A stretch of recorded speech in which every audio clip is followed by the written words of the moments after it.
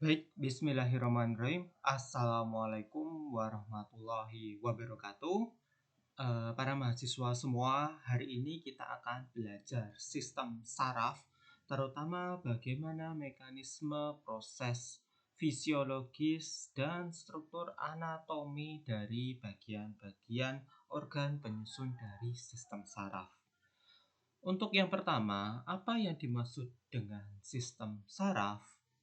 Jadi, sistem saraf ini merupakan salah satu dari sistem regulatorik utama yang kemudian menyusun tubuh, selain sistem endokrin, di mana kalau sistem endokrin itu merupakan sistem organ yang berfungsi untuk meregulasi atau melakukan jalur koordinasi dengan bantuan komunikasi senyawa-senyawa kimia yang berupa hormon. Namun, kalau sistem saraf itu merupakan sistem regulasi atau sistem koordinasi yang kemudian menggunakan berbagai macam mekanisme secara kompleks. Kalau kita analogikan, dia seperti jaringan telepon yang persambungan sarafnya itu rumit seperti kabel, karena di sini misalnya ada sumsum tulang belakang atau misalnya ada otak yang berfungsi sebagai kontrol pusat, kemudian mereka memiliki kabel-kabel yang khusus yang kita sebut sebagai jaringan saraf. Nah, kabel-kabel inilah yang kemudian menghubungkan antara satu komponen dengan komponen yang lain. Nah, dasar dari fungsional sistem saraf itu merupakan kombinasi dari sinyal listrik dan sinyal kimia. Jadi bukan hanya eh, sinyal kimia saja seperti hormon, tetapi ada suatu sinyal listrik yang kemudian nanti membantu proses penjalaran sinyal-sinyal saraf tersebut yang kemudian antar sel mampu berkomunikasi dengan waktu yang sangat cepat dan sangat spesifik langsung menuju ke dalam sel target. Nah, sistem saraf itu tersusun menjadi dua. Yang pertama adalah sistem saraf pusat, terdiri dari otak dan medula spinalis. Kemudian yang kedua itu adalah sistem saraf tepi yang terdiri dari serat-serat saraf yang kemudian membawa informasi antara sistem saraf pusat ke bagian tubuh yang lain, misal ke bagian otot. Nah, terdapat dua divisi pada sistem saraf tepi yang ada di sini, yaitu divisi aferen, di mana membawa sistem saraf pusat untuk menuju atau memberitahu ke lingkungan eksternal, dan divisi eferen, atau yang kemudian dia melaksanakan suatu perintah. Contohnya adalah otot sama kelenjar. Sekali lagi, kalau misalnya kita bagi sistem saraf tersebut, sistem saraf ini dibagi menjadi dua, sistem saraf pusat dan sistem saraf tepi. Nah, sistem saraf pusat itu nanti kita bagi menjadi dua organ yang berfungsi. Yang pertama itu adalah otak, kemudian yang kedua itu adalah sumsum tulang belakang. Nama lainnya adalah medula spinalis. Nah, otak ini dibagi menjadi beberapa bagian, terdiri dari 3 bagian, yaitu adalah otak besar atau cerebrum, otak kecil atau cerebellum, kemudian sumsum lanjutan atau medula oblongata. Sumsum lanjutan inilah yang kemudian nanti akan berlanjut ke sumsum tulang belakang atau medula spinalis. Sekali lagi, sistem saraf pusat itu terdiri dari otak dan sumsum tulang belakang. Sedangkan sistem saraf tepi itu terdiri dari sistem saraf somatis dengan mekanisme kerja sadar dan sistem saraf otonom yang mekanisme kerjanya itu tidak sadar. Apa yang dimaksud dengan sadar dan tidak sadar? Jadi kalau sadar itu nanti akan dipengaruhi oleh sistem saraf pusat, terutama pada bagian otak, diperintah oleh otak secara sadar. Jadi gerakan-gerakan yang kita lakukan yang secara sadar itu akan dipengaruhi oleh otak dan sistem saraf somatik. Sistem saraf somatik pada manusia itu terdiri dari 12 pasang saraf otak kranial yang berada di dalam, yang berada di atas atau di kepala, kemudian 31 pasang saraf sumsum tulang belakang. Nah, disinilah yang kemudian nanti menggerakkan beberapa bagian tubuh yang ada di ekstremitas atau lengan atau kaki kita. Sedangkan sistem saraf otonom itu adalah gerakan-gerakan tidak sadar terdiri dari saraf simpatik dan saraf parasimpatik yang kemudian dua sistem saraf ini bekerjanya adalah berlawanan. Nah, di sini sekali lagi saya jelaskan bahwa di sini otak gitu ya yang warna merah dan spinal cord ya di sini yang kemudian dia warna merah teman-teman semua. Nah, itu kemudian terdiri dari divisi afferens kemudian efferent di mana sistem saraf tepi ini afferens sama efferents ya. Jadi sistem saraf pusat yang warna merah, kemudian sistem saraf tepi ada afferents sama efferents. Nah, efferent ini yang kemudian sensor-sensor yang ada di luar ini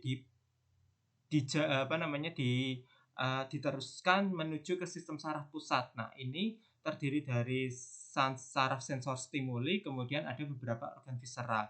Intinya adalah sistem saraf yang ada di sini berhubungan erat dengan sistem indera atau alat-alat indera yang kemudian kita dapat menangkap suatu sinyal yang ada di dalam lingkungan. Nah, sedangkan untuk yang efferents itu nanti terdiri dari berbagai macam. Nah, salah satunya adalah somatik dan autonom atau otonom. Nah, somatik ini adalah gerakan sadar. Jadi kalau misalnya kita sudah berespon, nah ini kita merespon suatu lingkungan itu kayak apa gitu ya. Misalnya kita mau menggerakkan tangan kita, menggerakkan kaki kita. Nah, itu yang diperintah adalah sistem saraf somatik yang kemudian nanti dia akan menyuruh yang namanya saraf motor-motor neuron atau neuron motorik gitu ya untuk menggerakkan skeletal muscle atau otot-otot yang ada di lengan atau ada yang di kaki atau otot rangka istilahnya.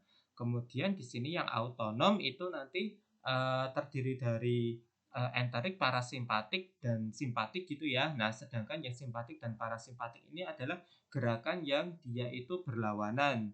Jadi perbedaan antara saraf simpatik dan parasimpatik itu dua komponen utama dari sistem saraf otonom pada manusia atau saraf otomatis yang kemudian mengatur fungsi-fungsi yang tidak disadari secara otomatis seperti detak jantung, mekanisme pencernaan, dan tekanan darah. Nah, salah satu contohnya adalah kalau misalnya sistem simpatik itu dia seringkali dikaitkan dengan mode fight or flight. Jadi tanggapan dia stres. Saat tubuh menghadapi situasi yang kemudian memerlukan respon cepat seperti bahaya atau stres, saraf simpatik kemudian meningkatkan denyut jantung, melebarkan bronkus di paru-paru, dan meningkatkan aliran darah ke otot sehingga mempersiapkan tubuh untuk suatu tindakan darurat. Nah, ini jadi mekanisme dari saraf simpatik seperti itu. Dilatasi pupil, penghambatan kelenjar, kemudian relaksasi dari bronkus dan seterusnya. Nah, namun kalau kita lihat bahwa sistem saraf parasimpatik itu seringkali disebut sebagai mode istirahat. Tanggapan istirahat ini berfungsi untuk meredakan tubuh setelah situasi stres atau darurat. Contohnya adalah menurunkan denyut jantung, memperlambat pernafasan, meningkatkan aktivitas pencernaan, mendukung istirahat, dan seterusnya. Jadi, sekali lagi bahwa parasimpatik dan simpatik itu mekanisme kerjanya adalah berlawanan. Nah, kemudian apa yang mempengaruhi mekanisme kerja dari sistem organ tersebut? Pasti ada suatu sel yang berperan atau kita sebut sebagai sel neuron atau sel saraf. Nah, neuron itu terdiri dari badan sel. Nah, di dalam badan sel itu ada nukleus dan sitoplasma yang kemudian badan sel ini berfungsi untuk mengatur sel-sel tersebut. Nah, kemudian yang kedua itu adalah dendrit, di mana dendrit ini berfungsi untuk menerima impuls. Apa itu impuls? Impuls itu adalah suatu sinyal yang kemudian nanti akan dikirimkan ke badan sel. Jadi sinyal-sinyal saraf itu kita sebut sebagai impuls yang dihantarkan oleh dendrit. Nah, kemudian apa yang dimaksud dengan akson? Jadi selain ada badan sel dan dendrit, itu kemudian ada akson di sini, kawan-kawan semua, di mana akson ini berfungsi untuk menyalurkan impuls ke sel-sel yang lain. Jadi menyalurkan antara satu neuron ke neuron yang lain. Jadi dia adalah kepanjangan tangannya. Nah, inilah yang dimaksud sebagai badan sel. Di situ banyak sekali organel-organelnya gitu ya. Ada inti sel, terus organel yang lain yang kemudian dia berfungsi untuk mengatur sel agar tetap bisa hidup dan melakukan proses metabolisme. Nah, kemudian kalau misalnya di sini ada impuls atau suatu sinyal, ini nanti akan ditangkap oleh dendrit, kemudian nanti akan diteruskan oleh penjulurannya yang saya sebut sebagai akson. Nah, akson ini yang kemudian nanti akan ditransferkan ke sel yang lain. Nah, modelnya seperti itu. Jadi akson ini cenderung lebih panjang. Nah, nanti ada beberapa bagian-bagian tubuh yang lain. Salah satunya adalah sel squam gitu ya. Nah, di sini adalah sel squam di mana sel squam ini merupakan eh, bagian yang berfungsi untuk mempercepat proses penjuluran atau berfungsi untuk mempercepat proses penyaluran impuls saraf. Nah, kemudian uniknya adalah yang namanya sel, terutama pada sel saraf itu dia memiliki kemampuan yang kita sebut sebagai potensial membran. Nah, apa itu yang dimaksud dengan potensial membran? Jadi sel saraf ini nanti dia menggunakan arus listrik yang kemudian arus listrik itulah yang berfungsi untuk meneruskan impuls saraf. Nah, membran plasma, terutama pada neuron, itu semua selnya memiliki kemampuan potensial membran atau bermuatan listrik yang terpolarisasi. Apa yang dimaksud dengan polarisasi? Polarisasi itu seperti baterai, ada positif, ada minus. Nah, berarti ada kutub utara, kutub selatan. Nah, arus listrik inilah yang kemudian dimainkan. Karena potensial membran ini memisahkan muatan yang berlawanan jenis. Jadi memisahkan antara minus dan positif gitu ya di kedua sisi membran. Nah, atau misalnya di antara cairan ekstraseluler dan di cairan ekstraseluler. Nah, maksudnya seperti apa? Seperti ini. Muatan yang berlawanan jenis itu dia akan mengalami yang namanya saling tarik-menarik. Sedangkan untuk muatan yang sejenis itu dia akan saling tolak-menolak. Jadi ketika partikel-partikel dengan muatan yang berlawanan jenis kita pisahkan gitu ya, nanti akan memunculkan yang namanya gaya tarik listrik. Nah, akan memunculkan gaya tarik listrik antara keduanya. Nah, gaya ini yang kemudian dimanfaatkan untuk melakukan suatu mekanisme di mana muatan-muatan tersebut itu kemudian akan disatukan lagi. Nah, ada suatu potensial membran atau kelistrikan yang muncul. Kok seperti itu? Nah, ini salah satu contohnya. Ini adalah membran sel. Nah, kemudian di sini adalah apa ya istilahnya ada anion, ada kation gitu ya. Nah, di sini ada ion-ion yang bermuatan positif negatif. Di sini di luar sel pun juga ada. Tapi ternyata dia tidak memiliki kemampuan potensial membran. Kenapa? Karena di sini tidak ada pengaturan antara positif pindah ke sini dan seterusnya sehingga jumlah dari kation dan anionnya itu sama 10 plus dan 10 main. Ini 10 plus dan 10 main. Nah, sedangkan kalau sel yang memiliki potensial membran itu kemudian dia mengatur sedemikian rupa sehingga di sini yang eh, jumlah positifnya lebih tinggi daripada yang di sini sehingga ada suatu alur listrik yang kemudian akan muncul atau daya listrik yang akan muncul. Nah, inilah yang kemudian dimainkan atau dilakukan oleh sel neuron. Nah, bagaimana mekanismenya? Coba kita lihat pada video sebagai berikut.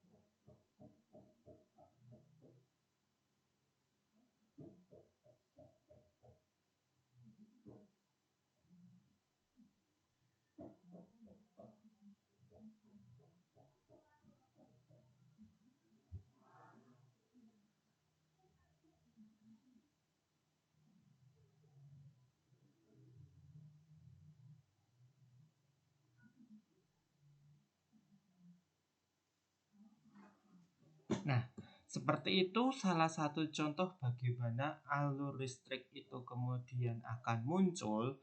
Nah, sehingga kita coba belajar bagaimana cara aliran listrik ini akan muncul pada sel tersebut ya. Nah, jadi gini, tadi sekali lagi saya sebutkan ada suatu sinyal listrik gitu ya, yang akan muncul dan bergantung pada suatu aliran ion yang akan menembus membran plasma neuron. Nah, sinyal listrik ini saya sebut sebagai impuls. Nah, impuls ini dikeluarkan oleh sel saraf. Perbedaan komposisi suatu ion dalam suatu cairan di dalam sel dan cairan di luar sel itu kemudian dapat menyebabkan suatu keadaan potensial membran. Nah, kalau kita lihat bahwa di dalam sel, ion positif atau nama lainnya itu adalah kation. Jadi kalau kation itu adalah ion positif, kalau anion itu adalah ion negatif.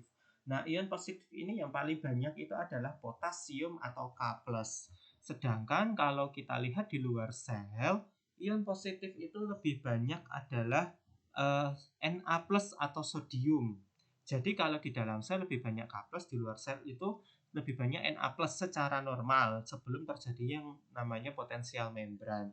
Nah, kalau kita cek bahwa ini adalah membran sel, phospholipid bilayer, kalau misalnya kita lihat bahwa keadaan di dalam sel itu cenderung banyak anionnya atau ion negatifnya dibandingkan dengan ion positif. Sehingga kalau misalnya dicek menggunakan voltmeter, itu ukurannya sekitar minus 70 mV. Jadi bukan 0 mV ya, minus 70 MV. Minus 70 MV itu menunjukkan bahwa keadaannya itu lebih banyak ion negatifnya atau anionnya daripada kation. Jadi potensial istirahat itu dapat didefinisikan sebagai perbedaan tegangan antara bagian dalam dan luar neuron ketika neuron itu dalam keadaan diam. Jadi kalau misalnya ini diam, ini kita sebut sebagai keadaan potensial istirahat. Namun kalau misalnya dia tidak diam atau terjadi suatu sinyal yang kemudian ditransmisikan di sepanjang aksi neuron, nah itu berarti disebut sebagai potensial aksi. Jadi kalau keadaan neuron diam itu disebut sebagai potensial istirahat, tetapi kalau neuronnya aktif untuk mentransmisikan sinyal dari sepanjang akson itu disebut sebagai potensial aksi. Jadi potensial aksi itu dapat didefinisikan sebagai suatu perubahan potensial listrik ketika transmisi sinyal terjadi melalui akson. Nah, sekali lagi, kalau misalnya itu ada suatu sinyal di mana ada suatu ketegangan yang akan menjalar atau impuls saraf itu menjalar menuju ke sel yang lain, nah inilah yang kita sebut sebagai potensial aksi. Nah, kalau dalam keadaan potensial istirahat, ini kalau kita ukur itu dalam minus 70 mV. Minus 70 mV ini menandakan bahwa ion negatif atau anion itu cenderung lebih banyak di dalam sel daripada di luar sel. Jadi, suatu tanda potensial minus atau positif itu hanya menunjukkan suatu kelebihan muatan minus atau positif di dalam suatu membran. Nah, mekanisme timbul impulsnya saraf pada neuron itu potensial membran konstan akan terjadi ketika sel berada dalam keadaan istirahat atau tidak ada menghasilkan suatu sinyal listrik. Nah, ini disebut sebagai potensial istirahat.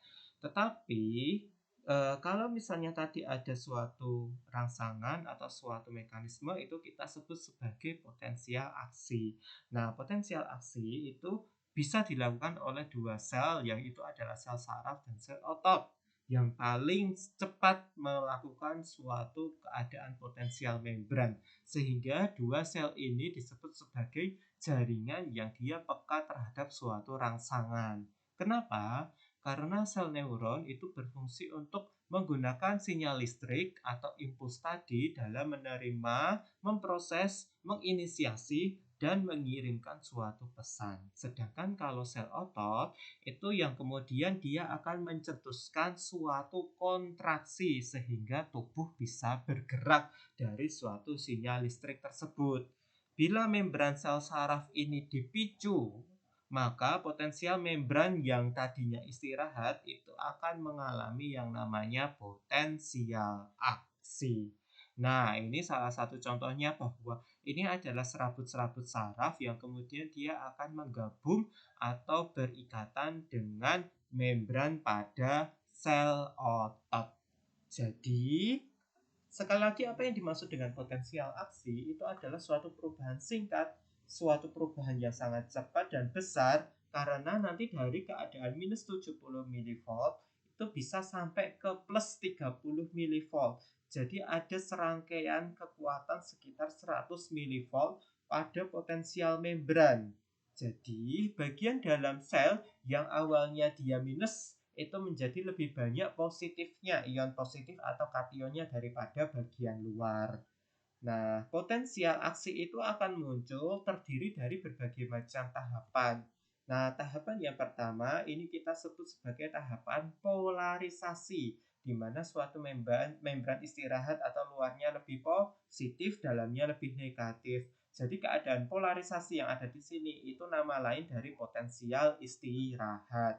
Nah, kemudian ada suatu keadaan depolarisasi atau suatu keadaan naik, di mana ion Na masuk dan bagian dalam jauh lebih positif karena Na ini kan dia di sini dia positif ya, berarti ion positif atau kation itu menjadi lebih banyak di dalam sel karena selnya akan masuk.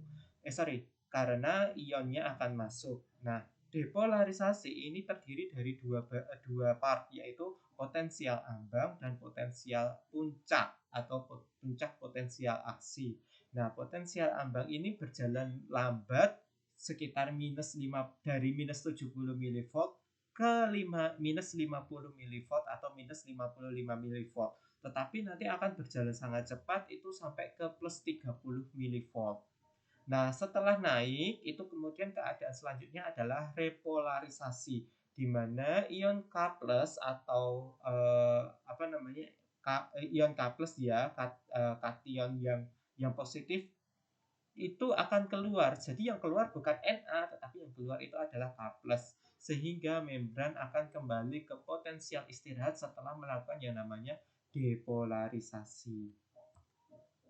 Nah, setelah repolarisasi, ini nanti akan ada sedikit keadaan lebih negatif karena yang keluar itu nanti akan sedikit belandang gitu ya. Nah, sekitar belandang minus 10 milivolt sehingga totalnya nanti minus 80 milivolt. Seperti apa mekanismenya? Nah, seperti ini teman-teman semua. Eh, ini misalnya keadaan membran yang dia posisinya istirahat gitu ya. Kalau kita lihat ini gates. Jadi kalau kita lihat pada suatu membran sel itu bukan hanya fosfolipid bilayer saja di sini, bukan hanya unsur karbohidrat dan lipid, tetapi di sini ada suatu protein-protein yang dia berfungsi sebagai pintu, gitu ya, berfungsi sebagai pintu dan dia di sini bisa menutup dan membuka tergantung ion-ion apa yang masuk. Nah, salah satunya itu adalah eh, voltage gate pada ion K+ dan voltage gate pada Na. Jadi ada suatu gate yang hanya khusus untuk membuka dan untuk masuk dan keluarnya ion Na. Yang ini kalau kita gambarkan gauge-nya warna hijau dan di sini gauge-nya warna ungu pada ion K+. Nah, kalau pada keadaan istirahat saat minus 70 milivolt di sini ini keadaan minus 70 milivolt ini semuanya akan menutup. Nah, atau keadaan potensial istirahat.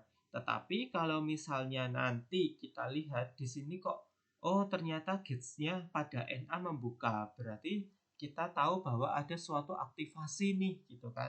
Ada suatu aktivasi dari impuls saraf. Berarti ada suatu sinyal dari saraf itu kemudian akan memulai kerjanya dengan cara apa? Gauge pada Na itu kemudian akan membuka dengan membukanya gauge pada Na kan kita tahu Na itu lebih banyak yang ada di luar sel, maka itu akan masuk ke dalam sel neuron. Dia akan masuk ke dalam, membuat keadaan yang ada di dalam membran ini menjadi cenderung lebih banyak ion positif. Nah, kalau ion positif barulah yang kita sebut sebagai keadaan depolarisasi. Keadaan depolarisasi. Keadaan depolarisasi ini membuat kalau kita lihat grafiknya gitu ya, kita ukur itu menjadi naik nih, menjadi naik terus gitu ya sampai ke puncak. puncaknya berapa? Plus 30 milivolt. Akibat apa ini? Akibat Na itu masuk secara terus-menerus gitu ya. Jadi ionnya itu menjadi lebih banyak. Nah, disinilah kita sebut sebagai keadaan depolarisasi. Nah, setelah itu nanti sampai di plus 30 ini akan menutup gate-nya. Jadi Na nggak bisa masuk lagi. Ini Na nggak bisa masuk lagi. Nah, di sisi lain gate yang berfungsi untuk membuka ion K+, nah di sini ion K+-nya gate-nya akan membuka. Nah, dia akan membuka menyebabkan K+ itu ternyata lebih banyak di dalam sel. Nah, karena lebih banyak di dalam sel, K+ itu nanti akan keluar dia. Kenapa bukan Na-nya? Karena yang membuka adalah gate K+. Jadi Na nggak bisa keluar dari gate yang ada di sini. Dia hanya bisa lewat dari sini. Sehingga yang keluar hanya ion K+ saja. Dengan kation keluar, maka keadaan di sini menjadi lebih negatif lagi, balik lagi. Nah, inilah yang saya sebut sebagai keadaan repolarisasi. Nah, keadaan repolarisasi itu ion K+-nya dari dalam keluar sel. Nah, menyebabkan dari plus 30 dia turun lagi. Nah, turunnya itu ke minus 70. Nah, tetapi nanti dia kebablasan. Nah, kebablasan sampai minus 80 milivolt. Nah, inilah yang kita sebut sebagai hiperpolarisasi. Nah, setelah itu kemudian nanti Na akan nutup, kemudian ion K+ juga akan nutup, sehingga keadaannya balik lagi ke keadaan potensial istirahat atau resting potensial minus 70 milivolt. Seperti itu mekanismenya, nanti kalian bisa baca sendiri terkait dengan mekanisme yang tadi sudah saya jelaskan tadi. Kemudian, nah di sini jadi kerja Na sama ion K+ itu gimana? Nah, Na nanti masuk, kemudian K+ nanti akan keluar, Na akan masuk, K+ akan keluar. Jadi ini Na masuk, K+ keluar, Na masuk, K+ keluar, sehingga di sini ada suatu istilahnya impuls saraf gitu ya, yang akan menjalar dari badan sel atau dari dendrit ini kemudian sampai menuju ke ujung dari akson. Nah, suatu sinyal listrik yang diteruskan dari hulu ke hilir inilah yang berperan terhadap proses pensinyalan atau regulasi bagaimana otak itu menyuruh tubuh kita gitu. Nah, kalau kita lihat pada saat Na masuk, nah di sini dia naik berarti dipolarisasi. Ternyata pada saat K+ keluar dia turun lagi, repolarisasi. Tapi yang ada di sini area yang ada di sini atau aksen yang ada di sini, karena Na di sini masuk, dia K+ keluar, ini turun, dia naik. Jadi kalau kita lihat grafiknya nanti dia naik, turun, naik, turun, naik, turun, naik, turun, naik, turun, naik, turun sampai ke bagian dari ujung dari akson ini, kawan-kawan semua. Nah, kita coba lihat ya skema videonya seperti apa.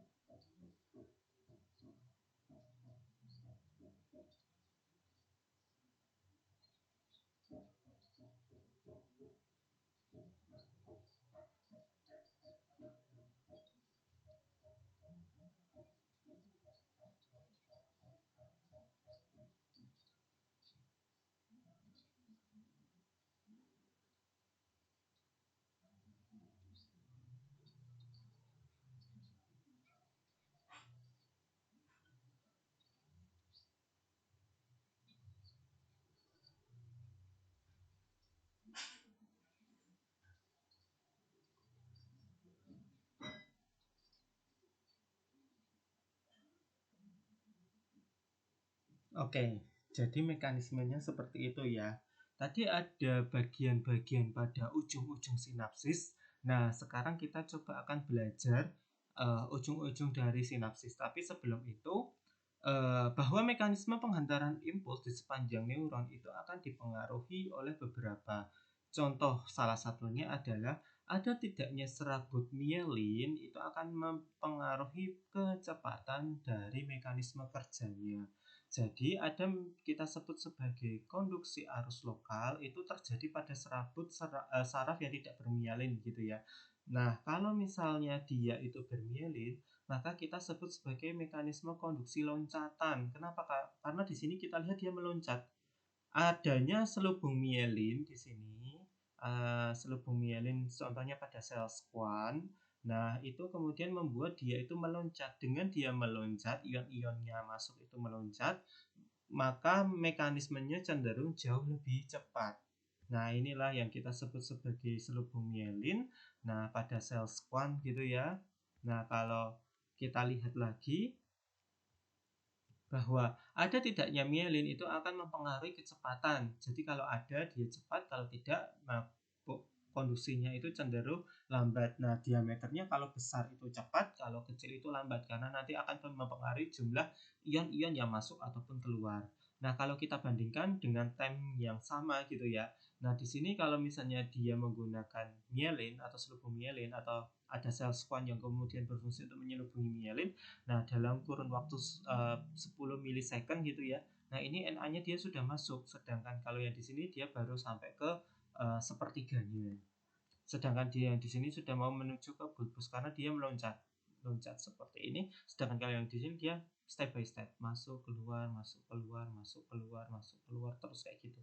Nah, ya mekanisme stepnya lambat. Tapi kalau di sini dia langsung cepat dari sini kemudian dia loncat. Jadi di sini kemudian kapusnya keluar dan seterusnya. Itulah yang berfungsi untuk mempercepat, yaitu adalah selubung mielin. Nah, tadi apa yang terjadi jika impuls saraf sudah menuju ke akson? Setelah mencapai ujung akson, maka kemudian neuron akan melepaskan suatu sinyal dari ujung sinaps. Nah, sinyal apa itu? Sinyal kimia. Nah, sinyal kimia ini saya sebut sebagai neurotransmitter. Neurotransmitter ini disimpan di dalam suatu vesikel. Dengan catatan pada manusia 300 vesikel dengan ukuran 20-100 nanometer itu isinya sekitar 10.000 sampai 50.000 neurotransmitter. Nah, di sini ya, ini adalah vesikel-vesikel yang isinya adalah neuron-neuron transmitter. Ini adalah sinyal kimia yang akan keluar jika ada impuls saraf atau ada keadaan potensial aksi yang kemudian memicu impuls ini untuk keluar. Nah, contoh-contohnya neurotransmitter apa? Ada asetilkolin, ada dopamin, norepinefrin, epinefrin, serotonin, histamin, glisin, glutamat, adenosin, dan GABA atau gamma aminobutyric acid. Ini contoh-contoh beberapa kita bisa temukan pada senyawa obat. Contoh yang lain, obat-obatan terlarang itu juga memicu neurotransmitter dalam proses kerjanya. Nah, dopamin ini juga istilahnya salah satu yang kemudian mempengaruhi persarafan kita. Nah, fungsi neurotransmitter itu apa? Nah, saat kemudian ada ada potensial aksi yang kemudian meneruskan impuls saraf dan impuls saraf itu berada di ujung dari sinapsis. Nah, kalau yang paling ujung di sini saya menyebutkannya presinapsis. Nah, kalau yang nanti akan ditransferkan atau sel selanjutnya itu disebut sebagai postsinapsis. Nah, pada presinapsis ini nanti setelah ada potensial aksi, maka vesikel-vesikel ini akan keluar gitu ya, akan mengeluarkan neurotransmitter. Kemudian neurotransmitter itu akan nempel atau berikatan dengan gates. Nah, ada gates yang ada di membran dari postsinapsis. Nah, kemudian sinyal-sinyal ini gimana nih perannya gitu kan. Nah, neurotransmitter ini kemudian akan nempel membuat ion-ion yang ada di luar. Nah, di sini contohnya adalah ion Na, itu kemudian dia akan masuk. Dengan ion Na ini akan masuk, maka di sini keadaannya menjadi depolarisasi. Keadaan depolarisasi berarti nanti akan memicu potensial aksi, kemudian diteruskanlah yang namanya impuls saraf dari satu sel ke sel yang lain. Nah, ini gambar yang lain bahwa kemudian impuls saraf gitu ya, keadaan potensial aksi ini kemudian akan memicu membran-membran itu mengeluarkan vesikelnya. Nah, vesikel ini akan mengeluarkan neurotransmitter. Neurotransmitter di sini neurotransmitternya keluar, bukan neurotransmitternya yang masuk ya, tetapi neurotransmitternya ini seperti kunci. Seperti kunci berfungsi untuk membuka gate atau ya gate ion gitu ya. Yang kemudian ini akan kebuka. Nah, ini salah satu contoh yang belum nempel. Ini ada bagian yang untuk ditempel. Nah, ini dia sudah nempel. Yang kemudian contohnya ada Na, ada K, ada Cl-, itu kalau gatesnya Na ya kemudian Na-nya akan masuk. Nah, ini gambar aslinya gitu ya. Nah, nanti dia akan masuk di sini. Nah, kemudian kalau misalnya ion-ion anion yang masuk, maka keadaan di pos sinapsis itu menjadi keadaan potensial aksi. Mungkin itu yang saya berikan terkait dengan proses fisiologis dan struktur anatomi pada sistem saraf. Semoga bermanfaat. Terima kasih. Wassalamualaikum warahmatullahi wabarakatuh.